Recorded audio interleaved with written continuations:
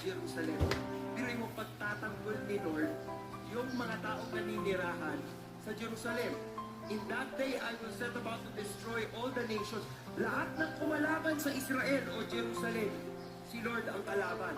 I will pour out the house of David and on the inhabitants of Jerusalem the spirit of grace, supplication, so that they will look on me whom they have pierced. Ano ibig sabihin? Sino nagsasalita dito?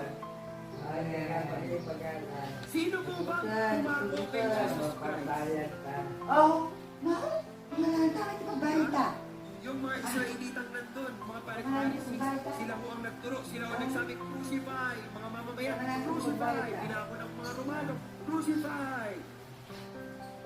Pinrapisay po sa Zechariah, Wala ang that tatibagbayad one ka. day, these people will look to God, whom they have pierced, and they will mourn. Darating yung araw na magsisisi sila, darating yung araw na tatawag sila, Lord, nagkamali kami. And when they do that, the Lord will defend them. And the Lord will show His might towards everyone, hindi lang po sa Israel. Now, this will be the plague. Ano daw yung plague? Their flesh will Oh, rot. nga. Mabubulok yung kanilang mga laman kahit sila'y nakatayo pa lamang. Their eyes will rot in their sockets. Hindi pa man natatanggal, mabubulok na.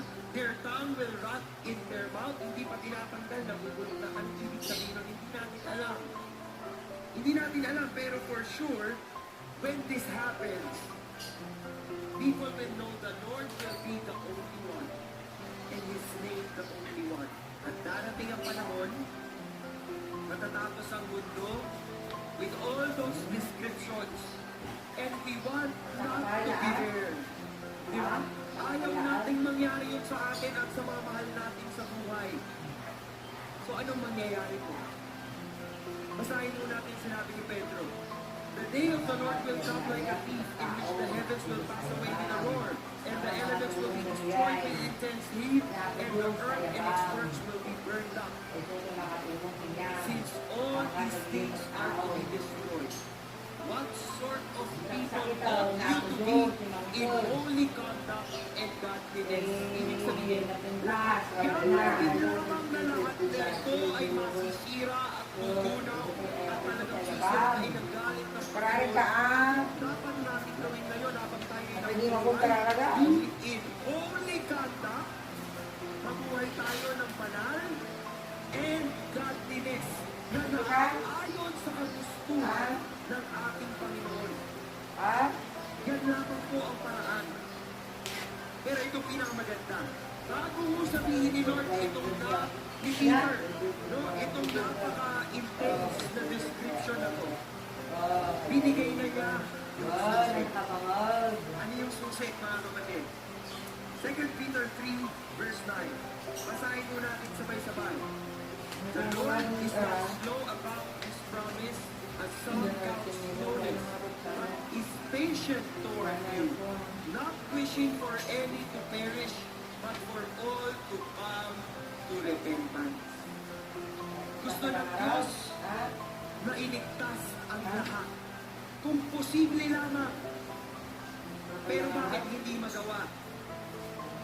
Dahil kung hindi tayo magre-repent, kung hindi natin aaliin yung ating mga pagkakamali, wala tayong claim.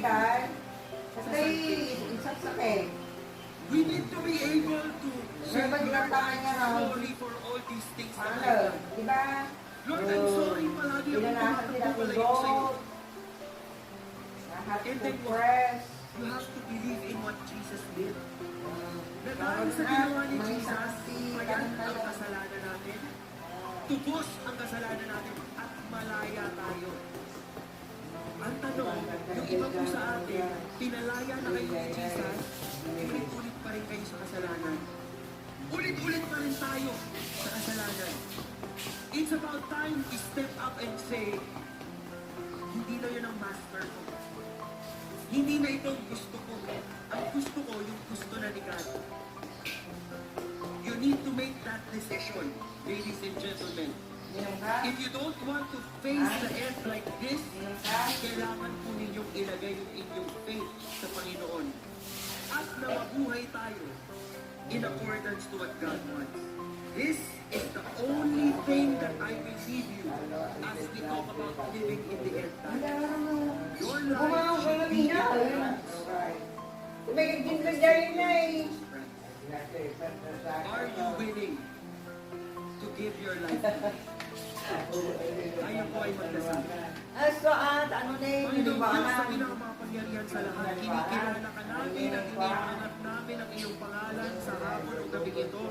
Acknowledging, Lord, that you are faithful, that you are good, that you are kind, that you are powerful. Panginoon, sa lahat na amin pong mga natutunan sa aming pinag-usapan, hangad po namin, hindi lamang ang kaligtasan ng bansang pinili mo, ang bansang Israel, kundi pati kami, Lord. Hindi man kami mga Israelita, pero binigyan mo kami ng karapatan to take part in this wonderful benefit if we only put our faith in Jesus Christ. So Lord, here we are. Nanay Mi. Dito na siya sa kanyang bahay.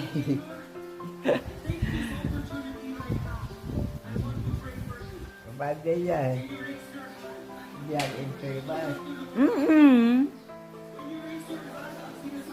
Yan, ang lalagyan dati ang direct ko na Tay abay mau. Ito'y lang agarudan. hero tayo.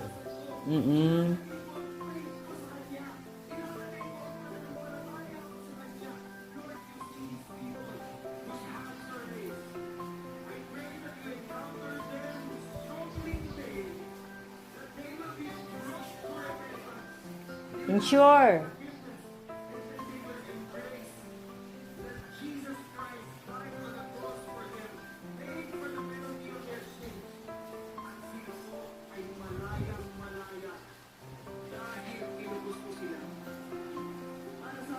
Umuulan, rainy morning.